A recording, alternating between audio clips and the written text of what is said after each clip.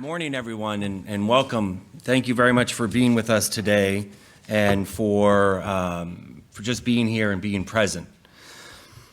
So quite simply, we're here today because there is an affordable housing crisis in our community.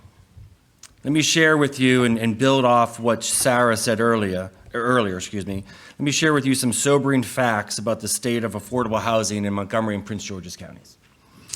Today, Montgomery County lacks nearly 50,000 housing units that are affordable to families earning less than 50% of the area median income. From a home ownership perspective, the average price for a single-family detached home is over $770,000. So it goes without saying that these homes are unattainable even for many middle-income families. Many of our police officers, firefighters, and teachers cannot afford to buy a house in Montgomery County. Multifamily homes sell on average for $375,000, but due to zoning restrictions, you can actually only build multifamily housing on 2% of the land in Montgomery County. In Prince George's County, home values and rental housing costs are rising at the second highest rate of any DC metro jurisdiction.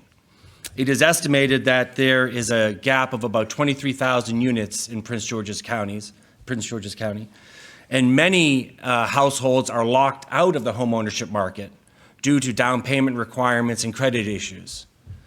And furthermore, a resident of Prince George's County needs to earn about $71,000 annually or work 137 hours at the minimum wage rate to afford a two-bedroom apartment. That's a lot. That's a lot. Now, in both counties, what we experience as Habitat is that it is exceedingly expensive to build new homes. And Sarah alluded to this earlier. For example, each home ownership unit that we build costs over $400,000 and requires a subsidy of between $100,000 to $150,000 each time we build a house. And this subsidy is only growing with increased and unpredictable construction costs, as a lot of people know.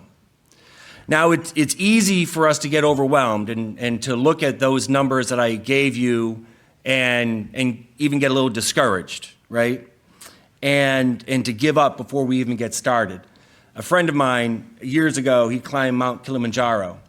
And what he was told is, you know, you wake up in the morning, you look at how far you have to go, and then you put your head down and you poly-poly, 1 foot at a time, 1 foot at a time. Because personally, I think if we give in to this discouragement and just saying, well, whatever, I think that's actually the easy way out. And that's not what I'm suggesting this morning. Rather, I think it's important that we acknowledge the task ahead of us, but focus instead on how we all of us through Habitat, can make a difference in another person's life, which for that one person can be life-changing. So let me share a story to sort of illuminate this point. You might have heard it before. One day after a storm out at sea, a young boy was walking along a beach.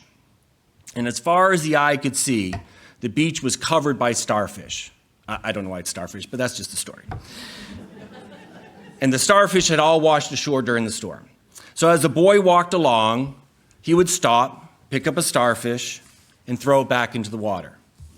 Now, an older gentleman was walking along the beach, and he saw the boy, and he went up to him and said, "Young man, you know, I've been watching you for some time now, picking up starfish and throwing them back into the water. However, the beach is literally covered with thousands upon thousands of starfish. It doesn't matter what you do, you're never going to be able to help all of them." So the young boy looked up at the man, looked back down at the starfish, and as he looked back up at the gentleman, he threw the starfish in the water and said, "Well, it matters to that one." And that's what I'm suggesting to you. And I want to share with you 4 ways that Habitat for Humanity Metro Maryland, and all of you here today, are making a difference in affordable housing. So let's talk about our home ownership program. Sarah alluded to this a little bit earlier, but one of the perennial myths about Habitat for Humanity is that we give away homes. And we run into this all the time. And actually, that is not even close to the reality of what the homeowners have to do.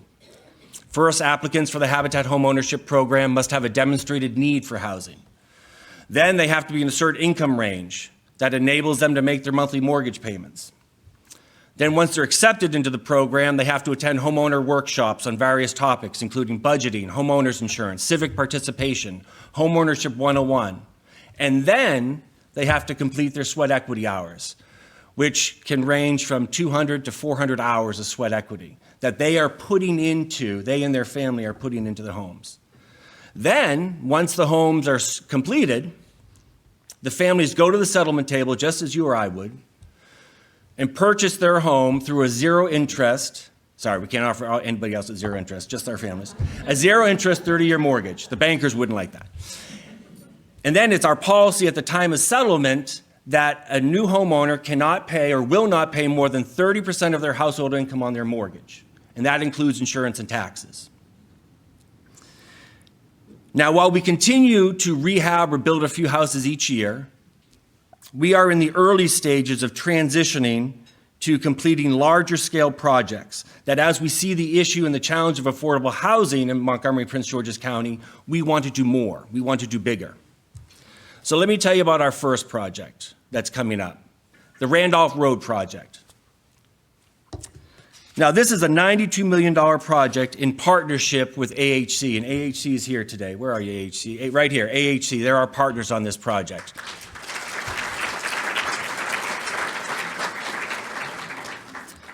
And this project will be focused on building 195 mixed income units at the intersection of Randolph Road and Veers Mill.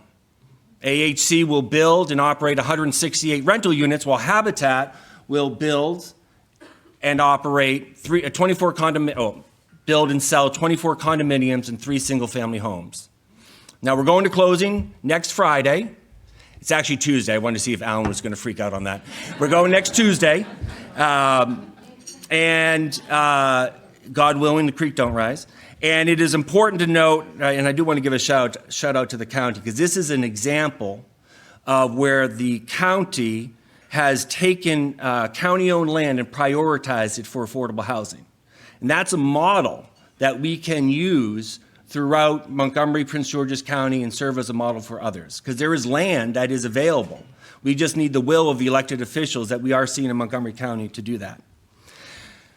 Now, the Habitat portion of the project, which you can see illustrated on the screen here, is going to cost approximately $9.9 million.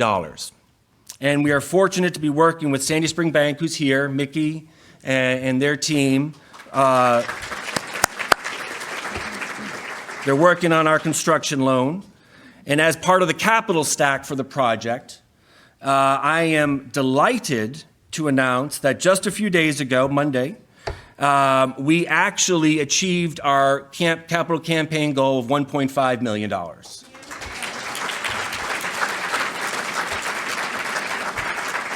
And I want to give a special thank you to our co-chairs, Guy Sims, Nick, Donna, Robbie Brewer, who helped us to achieve that goal. Now, here's the significance of this project, and that's what it's going to look like when it's all done. Seamlessly flow into the neighborhood and look beautiful.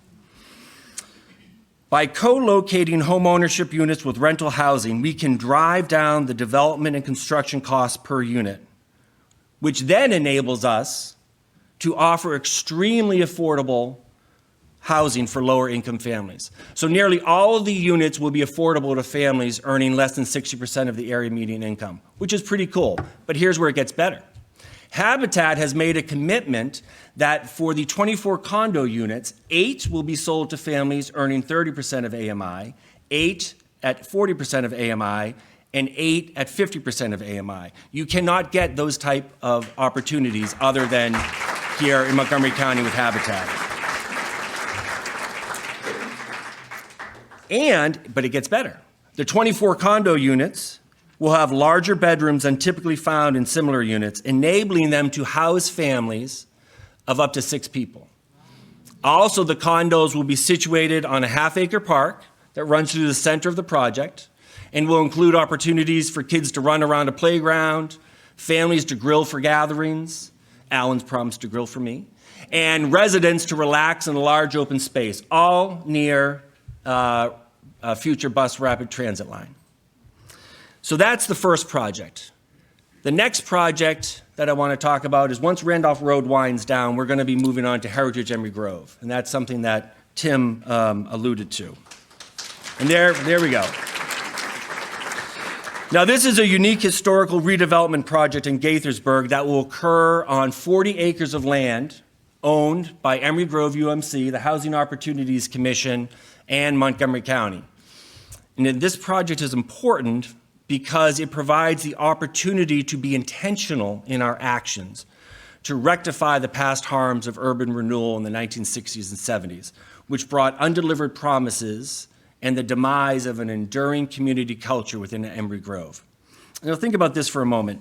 In Montgomery County, one of the wealthiest counties in America, there is a 32% gap in home ownership rates between white households and black households. Okay? And when the primary way to build wealth in this country is through home ownership, but historical actions and existing systems perpetuate that disparity, we must act with targeted intentionality, which is what we are going to do with our partners on this project. Heritage Emery Grove will focus on mixed income home ownership and affordable senior rental apartments with Emery Grove UMC as the historical center for the project. The plans call for street grids, pedestrian connectivity, an updated community center in Johnson's Park, along with historical programming, cultural amenities, and community gardening, which are all intended to reestablish the once familiar sense of camaraderie within the original Emery Grove community.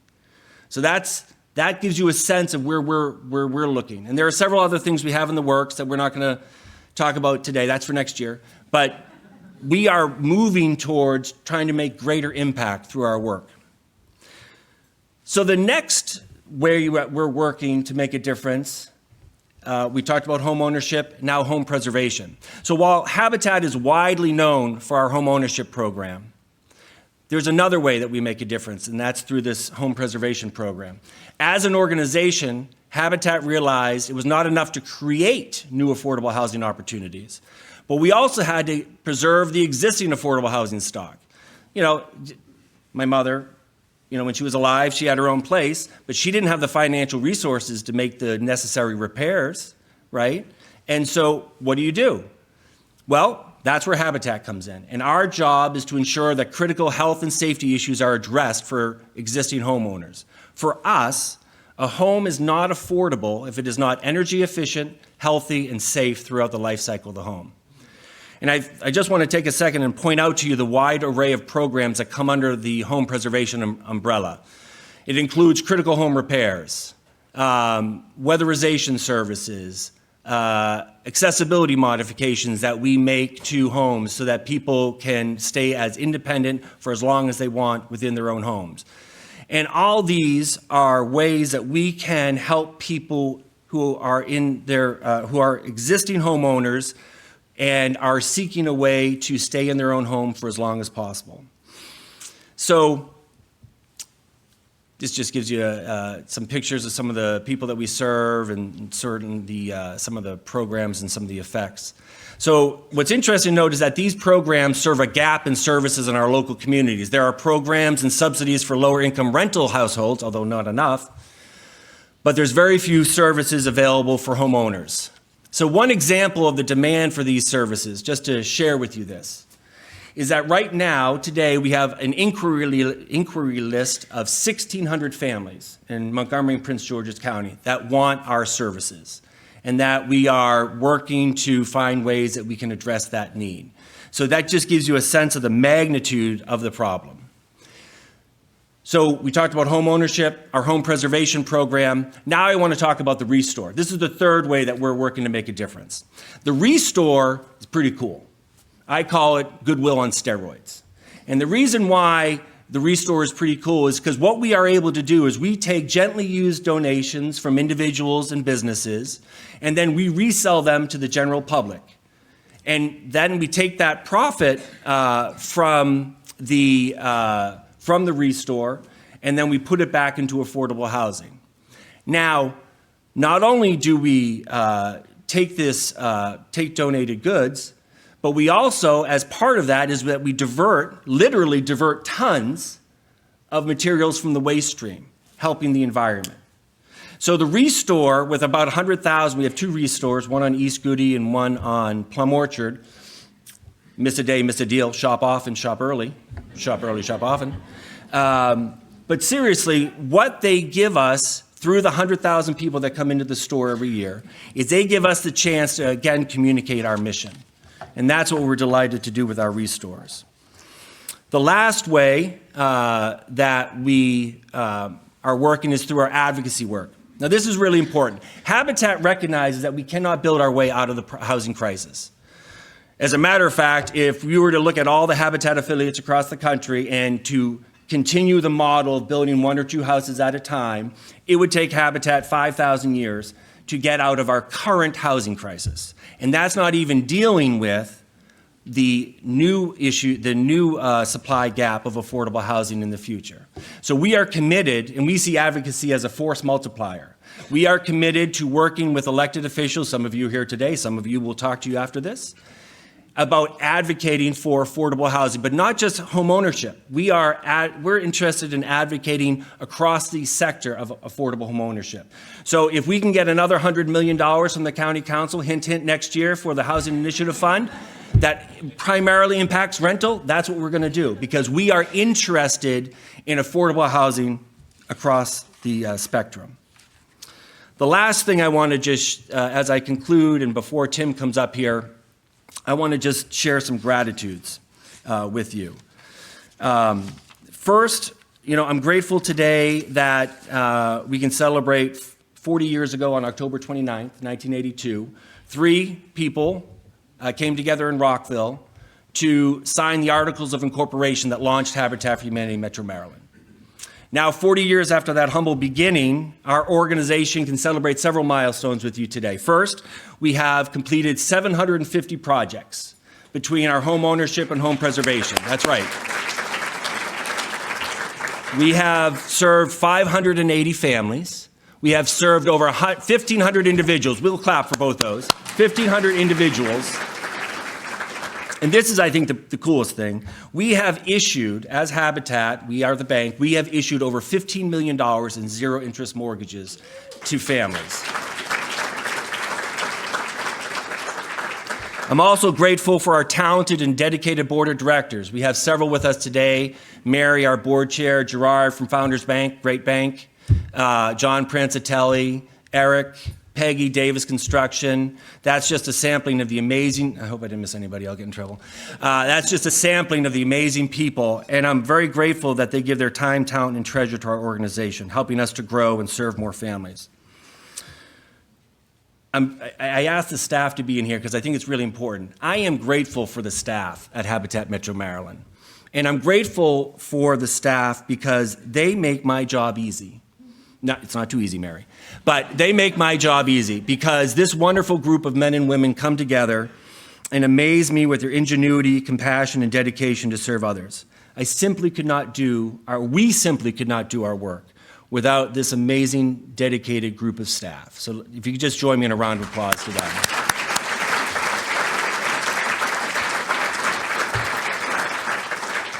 And of course, the leadership team of Sarah and Nancy, and Paige with development, they do a great job, so thank you.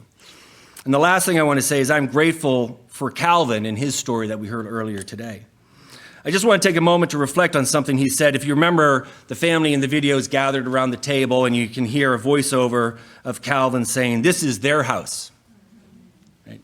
And my heart is drawn to that statement by Calvin because it succinctly captures the power of Habitat for Humanity at work in our community. This work that we do, it's frustrating, it's a slog, but it's amazing. It's about economic empowerment and intergenerational transformation. One that does not just have a momentary impact today, but has a ripple effect for years and decades to come. One of the people here today, one of the people that work at Marriott, she bought her house from Habitat when her son was, I think, 4, and he's in 9th grade. That's amazing. That's amazing. That's stability. Habitat believes that a stable, decent place to live in a connected community with an affordable mortgage enables homeowners to save more, invest in education, pursue opportunities, and have greater financial stability. We know that better, more affordable housing leads to stronger childhood development and creates the ability and financial flexibility for a family to make forward-looking choices that have long-lasting impacts.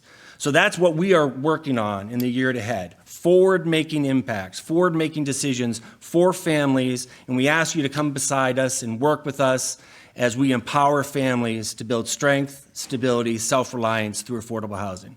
Thank you very much. I'll give it back to Tim. Thank you all for being here. We're very grateful for your support.